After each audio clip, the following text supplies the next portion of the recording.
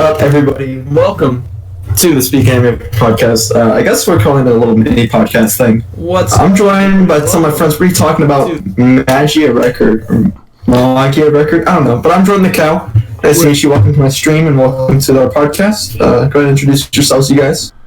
Yes, I am RisingSunReviews. I have no idea who this person is. He's asked me to do a podcast with him one day, and so I'm here. I'm Jason The Trvth. I'm saying. Hey guys, come on, just throw me into the bus. What's going on? Do we know you? I just came here because you said there'd be free cookies. Alright, well, there are. So, that comes after the show's reward, though. Okay. So yeah. This was a show. For those who don't know, we're all big fans of Madoka, so we saw this was coming back. We want to do more with our podcast, so we decided, why not? Let's do this, and hope that we do more than one podcast this year. Yeah, I mean, it's gonna be hard to have more than less than one if we actually decide to do this as a weekly thing. I'm hoping it's weekly, as long as our schedules don't get too chaotic. It shouldn't be too hard to find a problem. Yeah, I find a place to do it. I think our goal is to do this on Sundays, so we'll see what happens. Yep, we'll see. This one is on Wednesday though, but I think typically we'll try to do it Sunday during the day or whatever. Wednesday, Sunday, same thing, whatever. Sometime during the week, at least once a week is the goal. Yes. Anywho, so welcome. So again, we're talking about the anime right above my head here. Anime being discussed, Magia Record, aka it was Magia Record Puella Magi Madoka Magica Side Story is what it's officially titled by the good people over at Studio Shaft. Yes, or whoever named it, I don't know. Yes, so Shaft is the people who are actually doing the anime. Again, Shaft did Madoka Magica, or Puella Magi Madoka Magica originally, anyways, so I don't think anyone was surprised to see that this was going to be taken over by Shaft. I think it's smart to do because they killed it with the first series.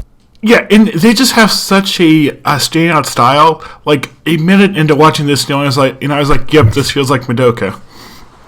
Yeah, I mean the art style, the face shapes, the crate. I guess it's not really a spoiler, especially if you've seen the original Madoka. But the witches' dens are very much the same exact art style, and it's pretty cool they are able to replicate that. 7-8 years later now.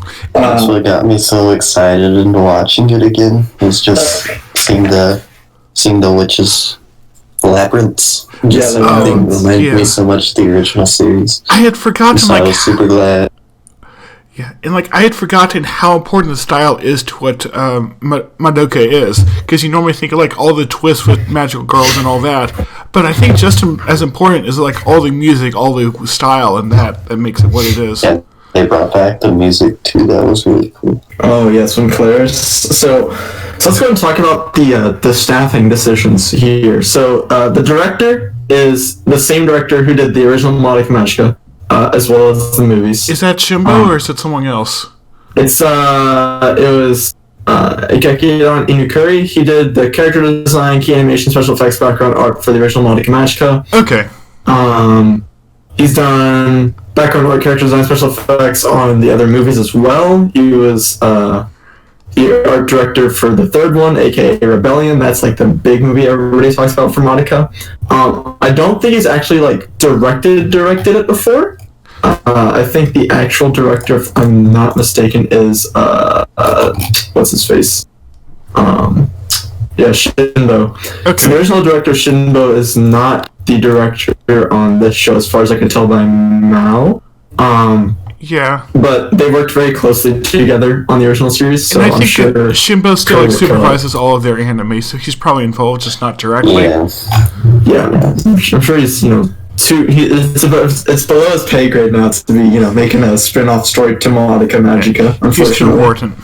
Yeah, Shinbo's a mastermind, but at the same time, this also gives a little bit of a younger, a less experienced person a first-hand try at directing. Again, they did a lot of work, especially in the main series, so I'm not surprised to see that this is the direction they chose to go with the show. Yeah, so we know that no matter what happens, this will be a good stylistic experience.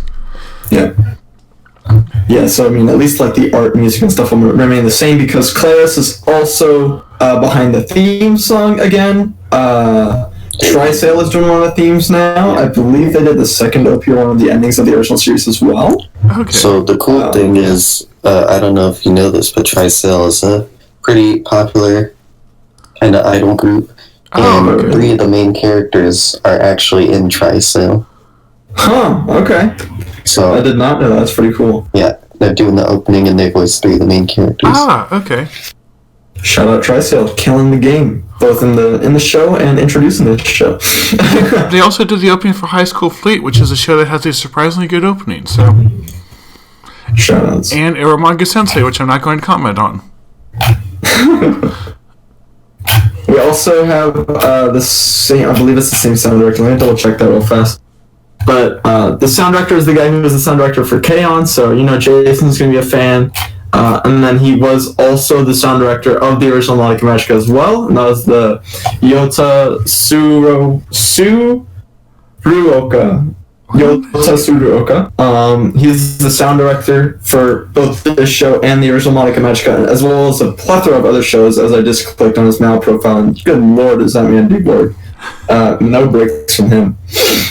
Yes, the OP this time is actually is done by Trisale, and then the ending theme, Alicia, is by Claris.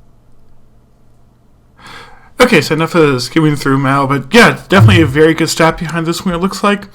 What were some of your thoughts, like, as the show is opening up? Like, you see her, like, all the rumors about magical girls and how, like, they have to fight witches and all that.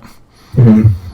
I think it's pretty interesting because obviously this takes place. You have to assume it either takes place after the original series of Magica, or in around the same time, but in a different city as a whole. Yeah, it's been a long time since I've seen Madoka, so I can't remember the cities' names, but the Kaminara or whatever, that one sounds really familiar. I think that's one that Kyoko gets trapped in the movie Rebellion.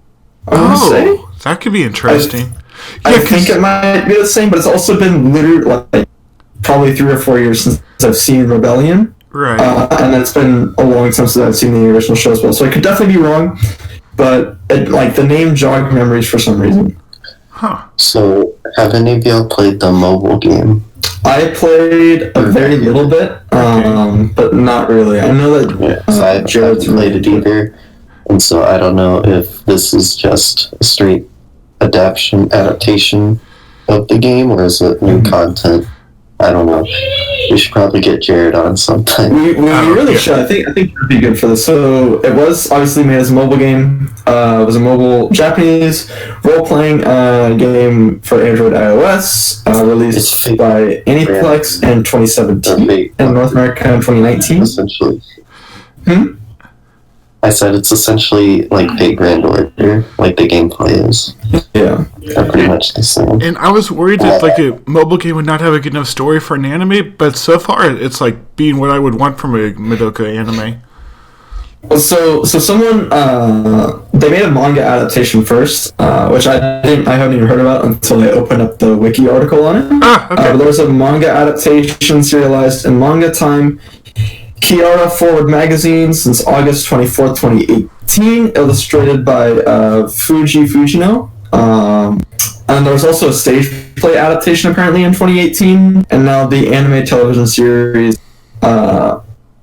And now it is an anime television series adaptation of the game produced by Shaft, premiered just a few days ago, 4 days ago now, on January 4th, 2020. So it's definitely had its run through the ringer as far as becoming an anime. It started, instead of starting as a manga, started as a game, then a manga, then a live stage play, and then now an anime, so... They've had. It sounds like they've had a couple times to master and get it right. Right. So yeah, we will not be spoiling stuff in the game beyond what we see in the anime, so don't worry about that. Yeah. But yeah, the episodes we saw is fair game. So if you haven't seen the episode, why are you watching a podcast on it? Yeah, this episode will spoil, or this podcast will spoil the episode. Maybe not to the entirety. Just because we're probably going to leave out some small details, just because we've only seen the episode once or twice each. We'll talk about the stuff that stood out to us most. Yeah. So we'll talk about it, but, this is definitely not a spoiler-free podcast, so it's going to be spoiled. So go watch the show and come back. So I think the opening was really neat. I kind of liked how I think we saw like a hint of Kyubey in like the first minute or so, and then you like almost don't even like realize that it's him, or like it didn't like really catch my attention. And then you see him like all curled up like in the classroom. Yeah. After the witch fight, and you're like, oh yeah, Kyubey is behind this after all. Okay. Of course, you need Kyubey. Yeah, I didn't remember him in the start, but I definitely remembered him in the classroom. Mm-hmm. And just looking there like he's cute and not evil. Yeah, exactly. He was just pretty chilling. Exactly. Chilling with a girl with pink hair in your classroom. Once again, that's Kyubey. Definitely not, Madoka 2.0.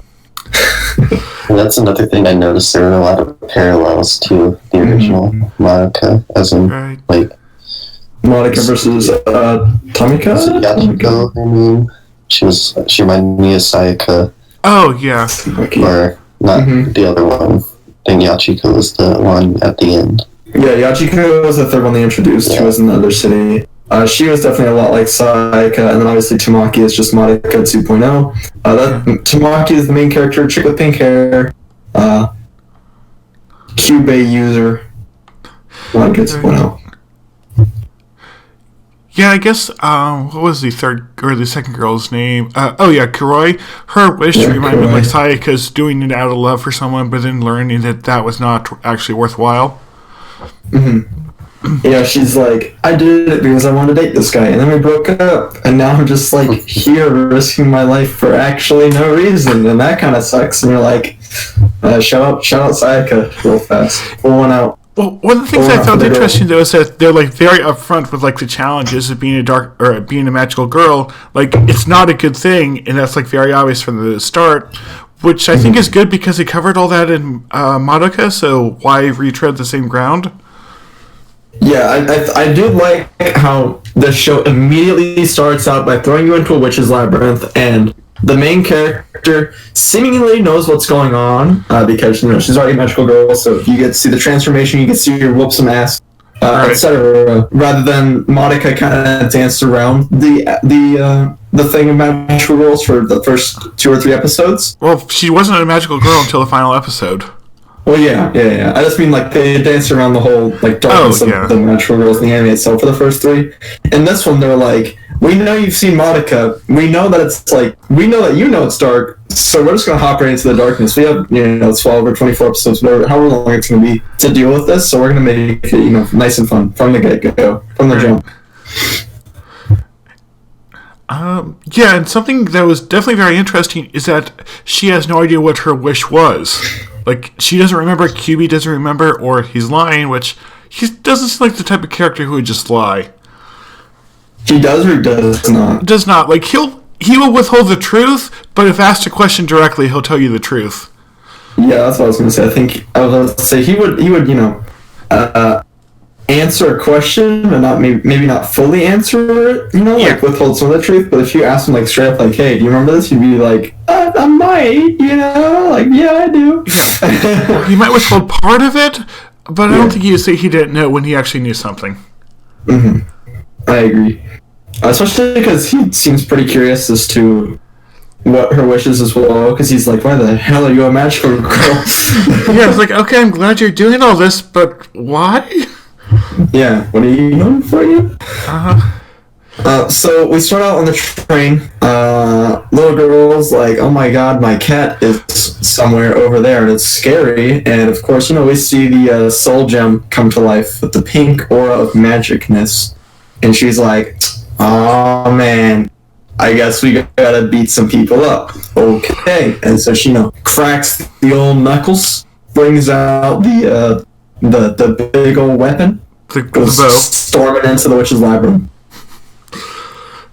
Yeah, I've had a feeling that wasn't exactly what happened, but yeah, they went to the labyrinth, they saved the kitten. Something interesting, though, another parallel, is that the first time Madoka became a magical girl before all the time resets, it was to save a cat. Really? Yeah. I don't think that was in the anime itself, but it's in one of the side things. Huh. I did not know that. I'm a pretty big fan of Madoka, so good job figuring that one out, because I would not have guessed that. I don't remember I saw that, but yeah, I thought that was a cool homage to Madoka.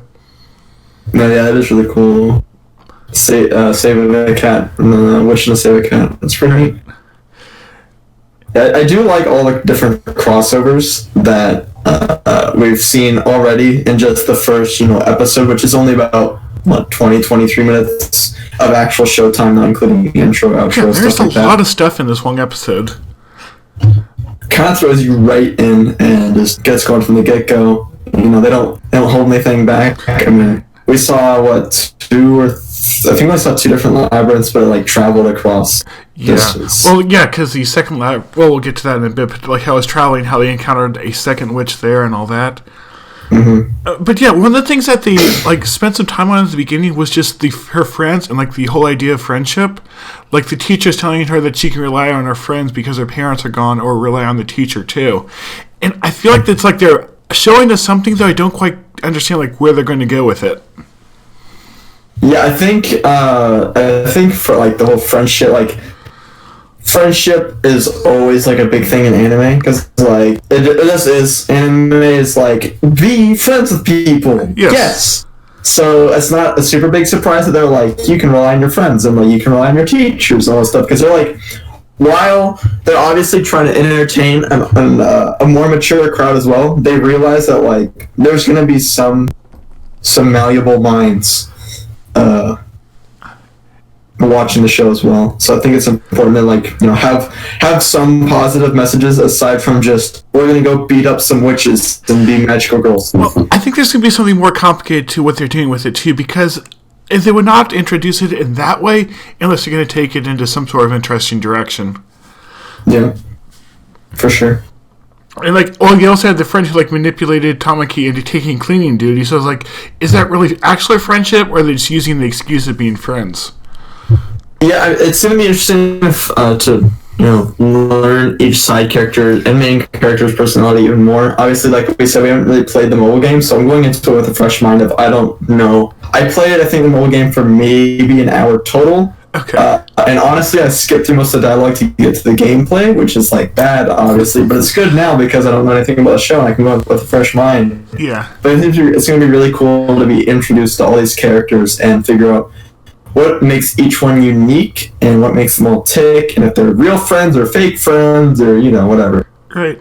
And something else interesting that I wrote down that I just now noticed is she made a comment saying that she was glad that someone like her could be saved. So I think that just might be something interesting and insight about her character that will make more sense later on. When did she... What? I actually don't remember exactly when. That's just in my notes saying that she was glad that she could be saved. So I think that was... or wait, maybe that was Croy. I don't know. Sometimes I write notes and I forget what I meant. Thankful someone like her could be saved. I don't know. Either way, I definitely feel like we're going to get... Obviously, we're going to get much more advanced as we head further into the show. This is only episode 1 of... I think it's 12 episodes? Yeah, I don't know, because I heard different things. I saw it was 24. Is it 24? I think so. They then said something else, saying it was 12 afterwards, so it might be split cores of both being 12, which I hope. Yeah, that could be true, too. Yeah. And I want it to be 24 because that would give us a lot more time to get into the world and the story. Mm-hmm. Also, gives us more time with Shaft, and Shaft is a super cool anime studio. Oh, yeah. Honestly, I haven't seen a whole lot of Shaft shows, but what I have, I've been, falling head over heels in love with. Go watch March Comes In Like a Lion. It's the best slice of life ever, and also by them. Yeah, that's a big one on a lot of people's lists. I think that's on my to-watch list. If not, I have to update my mail anyways. So yeah, so yeah, we got them on the train. They were going somewhere, and then they were attacked by the witch. And while they were also talking about Croy's past, why she became a magical girl. She wanted to save this guy. She wants out. And then she was visited in the dream, telling her to go to Kamishima City. Yeah, wait, is it Kamishima? Or Kamihama is what I have written. Kamihama, yeah, that's right. Yeah, and did you notice, on all, the train signs kept changing? Well, so and it had, the train signs kept changing to say, it said, a witch is good dead or something, or like bad dead or something. Like the only good witch is a dead witch. Yeah, a good witch is a dead witch, and then the kanji that was above that was translated to whispering is forbidden on the train, or like you can't talk or whatever, because like the witch was trying to silence them. Right. About Kamihama. Kamihama. Jeez, man. Kamehameha. That's his name. Kamehameha.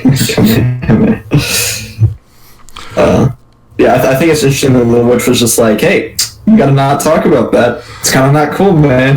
Yeah. And they're like, are you sure? Are you sure we can't talk about it? I noticed like they have a ton of like different signs that are all saying something like trying to indicate like something about like what the show's doing. Exactly. And like how they missed the stop, and then like the signs kept going, and then they're like, okay, we'll just go off to the next stop. And then all the people flooded out, and then the witch took over the train, and... Actually, I don't know if he actually missed the stop, because like Tamaki made a comment thinking, oh, I must have missed it, but we never actually saw the stop. So maybe that was a time where it's like, she didn't miss it, it was because of the witch's labyrinth making her think that she did. Yeah, exactly. That's what I was more meaning, was like the witch had... I think by then the witch had been like taken over the train, because you saw the passengers all had a little like symbol on their neck or like their face or their cheek or whatever, represent, I guess, that they were under control of the witch as well. So that's how they all got off the train. That was just, a 1-on-2 fight between the witch and Kuroi and Tamaki. Right. And then like the labyrinth took them to Kamihama City, basically. Mm-hmm. Yeah. So they're fighting the witch, and she was like, well, she's like, I could kill it, but if I shoot it and I kill it, then the labyrinth's going to drop me from 30,000 feet, and I'm going to die too. So I kind of have to ride this one out and dodge for a little bit, and then, she ends up in Kamahami. I feel like we're going to pronounce that differently every time we say it. I literally don't. If I could find the name on a Wikipedia, that'd be awesome.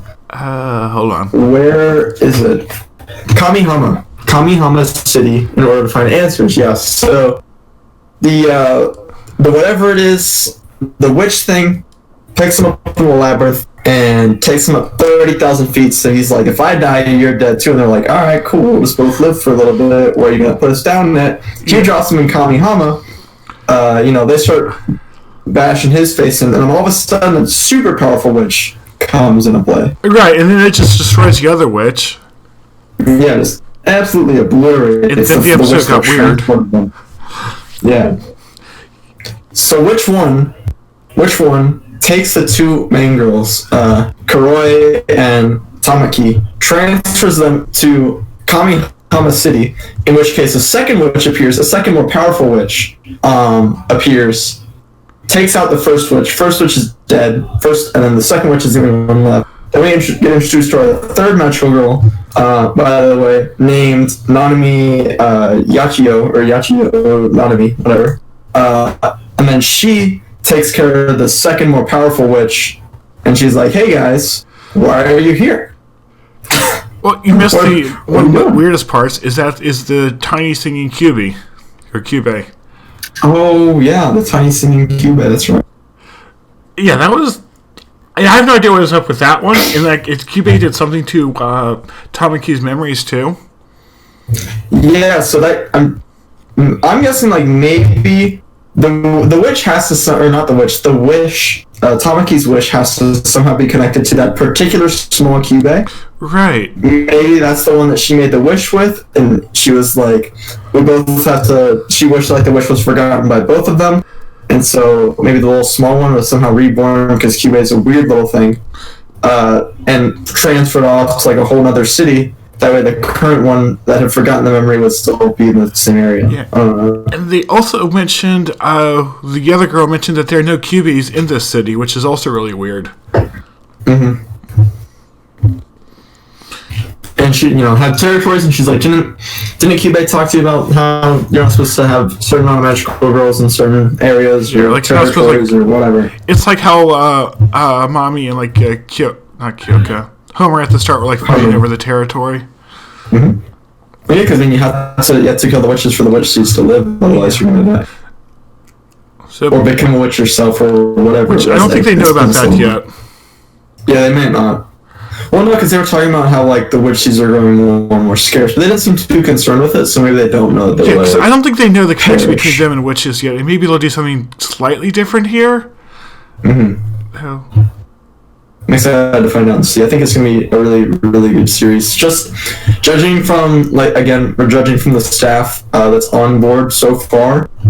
It's the director wasn't the director of the original. It wasn't Shinbo, but it was someone who obviously worked very closely with him because he had gigs across the Madoka Magica series originally. So watching him step up in Shinbo's place so far, I think has been really good. I think episode 1 was a really good first episode. It's a great pilot. Introduced the plot, gave you some plot to think about, while also some to trip you up. Had really good music, the great Shaft animation that we all missed from the 2011 series. So yeah.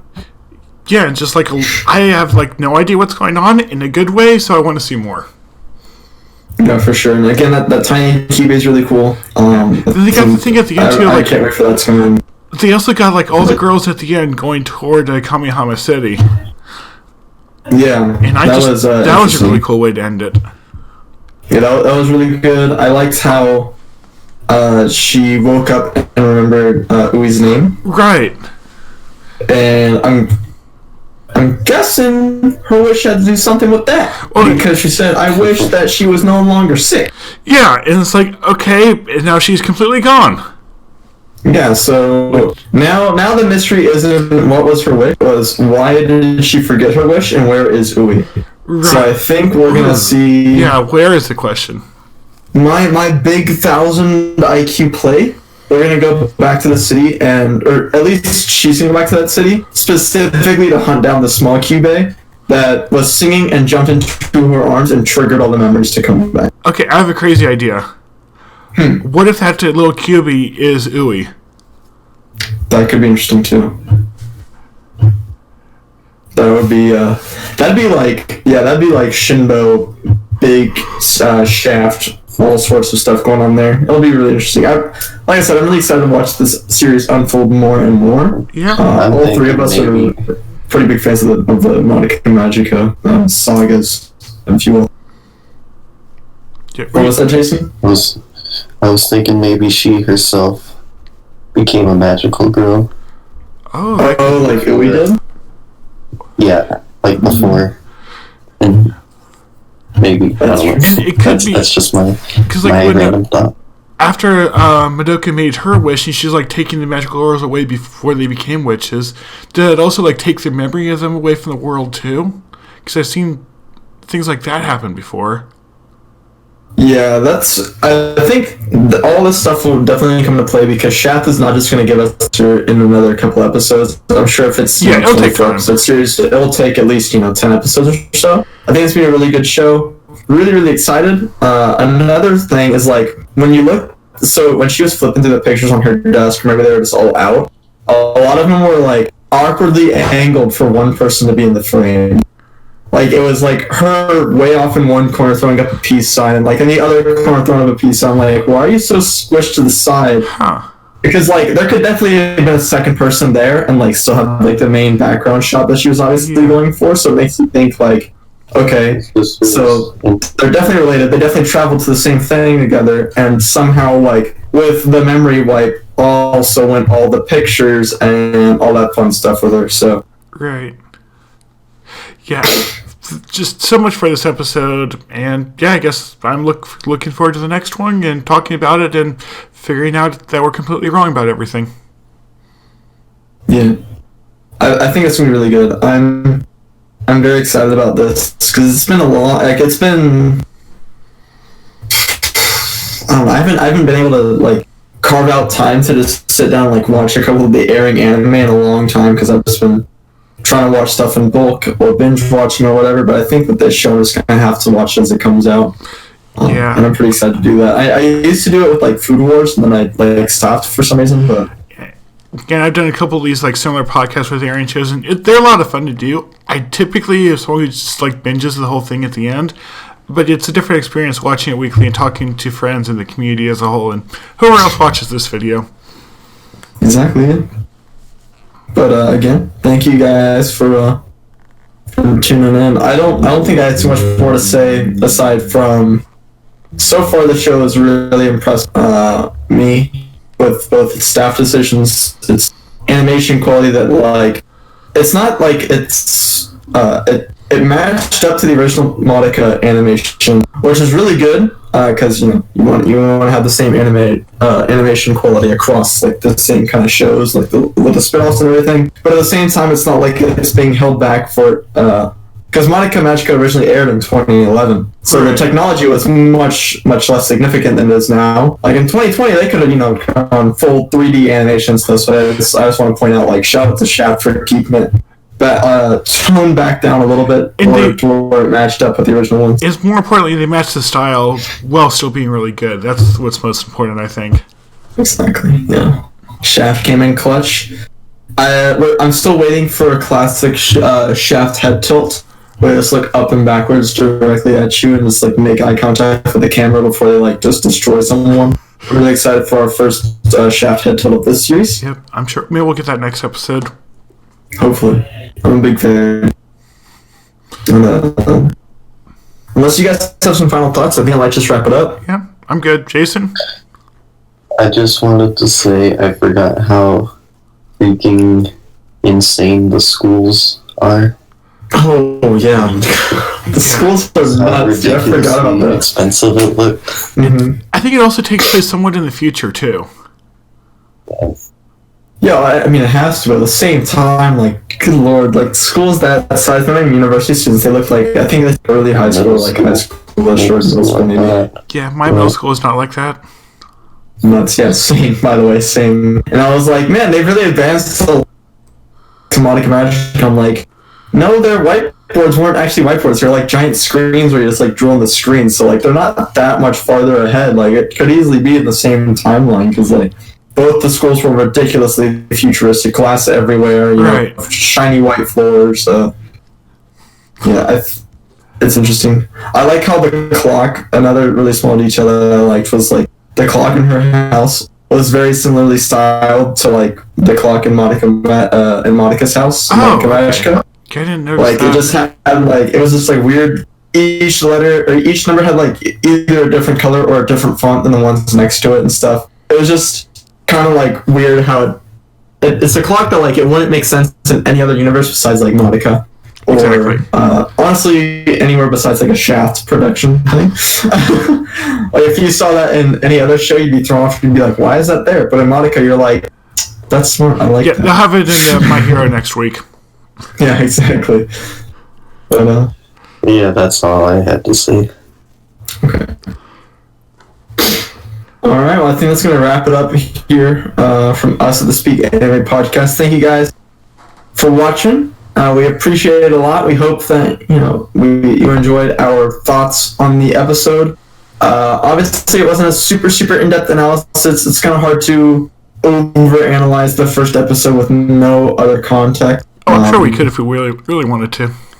Yeah, we could have dove in, but Jason does have to be getting out of here soon. I got dinner waiting for me downstairs, so I'm gonna go munch on down a little bit. Okay, you're making me hungry too, so we better wrap this up.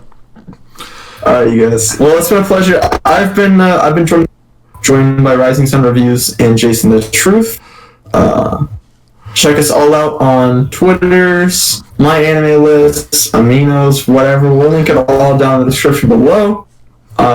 Whatever we remember, we'll link. Whatever we don't, just look us up. We'll probably be on there somewhere. Yep, you'd be surprised where you can find me. That's going to do it. We'll see you guys next week. All right. At the latest next week. Other than that, praise Makoto. Goodbye. Goodbye. Bye. Oh wait, I need to stop recording.